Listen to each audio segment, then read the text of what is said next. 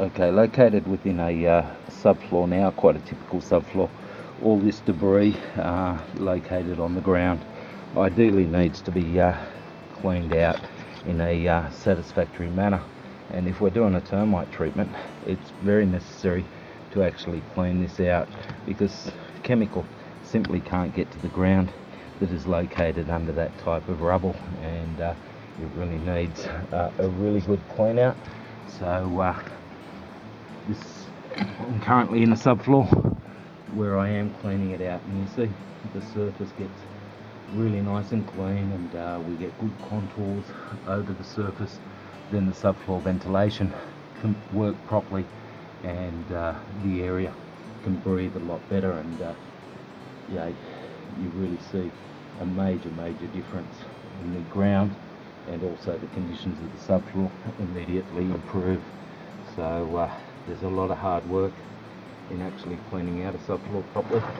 All this rubble needs to be hauled out, and there's quite a lot of cleaning, and I'll show you, just doing half a subfloor, how much rubble has come out of this particular subfloor.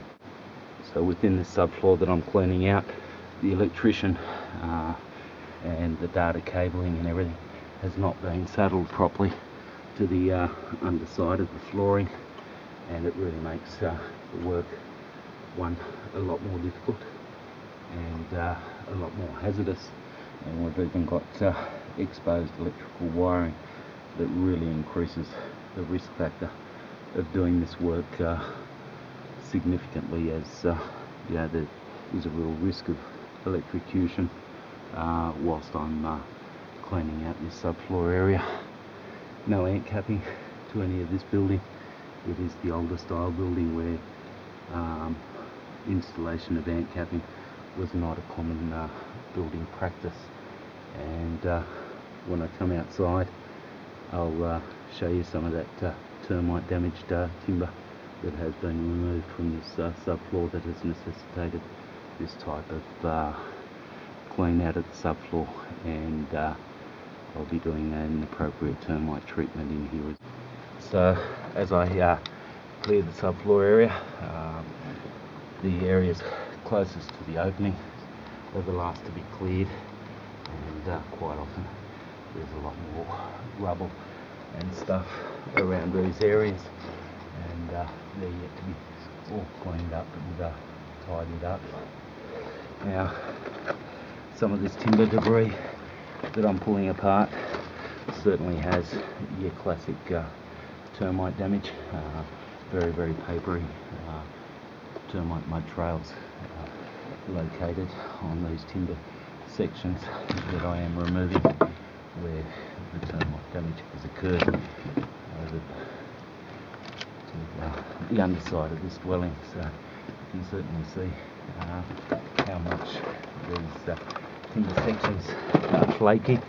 You can actually see that I can just with my thumbs really just press quite easily into that timber without a problem. It's completely hollowed out, and this just goes to show you how tough a fully hollowed out piece of timber is, that is basically like cardboard but still quite solid if we tap on it. So if I'm tapping on that, and let's say during a pre-purchase inspection, I would not necessarily know that I've got that extent of damage in the actual timber section. And what that really says is that there are a lot of people walking around relying on tapping as an identification method of termite damage. You really can't do that. Very rarely are timbers completely hollowed out to that extent. More often or not, they're actually still nice and solid with this sort of termite damage, and that section of timber certainly is totally sound, albeit eaten out by termites. As you can see at the rear of this property, I've placed one of my skippy bags. Skippy bag is something that I developed as a need, skip by bag, simply for this sort of purpose, where I've got to remove so much rubble from within a subfloor area and get it into skips and then take it away.